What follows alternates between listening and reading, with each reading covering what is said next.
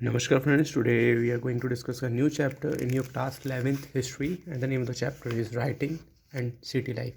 It is basically the second chapter of your book. In the first chapter we have discussed about the evolution of human being, how the stones tools have been evolved, and how the time period is running in the history. Broadly we have discussed three things in the last chapter. But in the today's chapter, we will discuss about what is the importance of the city life and how this city life is evolving by the developing of the human civilization, and how the writing practice is also developing by the development of this city life. So how this writing and city life basically going side by side in the development stage in the evolution of human being. So in the starting of the chapter, this chapter will broadly discuss about the Mesopotamian civilization and how the writings evolved from the Mesopotamian civilization on the banks of Euphrates and Tigris River.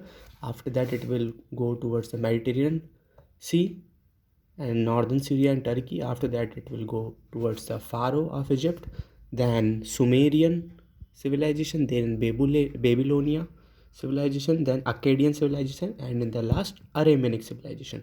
So this is the basically evolution of the writing from one city from the Mesopotamia to the Aramaic.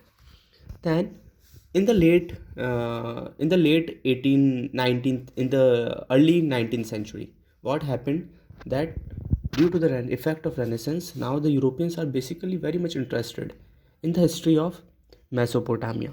Why they are interested in the history of Mesopotamia? Because there are two books. One is your Old Testament and other is your New Testament. In the book of Old Testament, basically a city is given called as Sumer, and Sumer civilization is basically part of Mesopotamian Iraq. So as this Sumer city is having the religious significance for the Christians and the Jews, so now the Europeans now have just developed an interest in the excavation of the Mesopotamian civilization.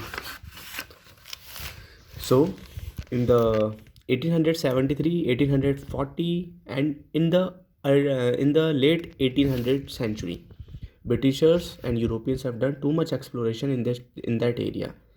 For as I have already discussed that the remains of Sumer is there in the Old Testament book, so Europeans were very much interested in the excavation of Mesopotamian and Sumer civilization.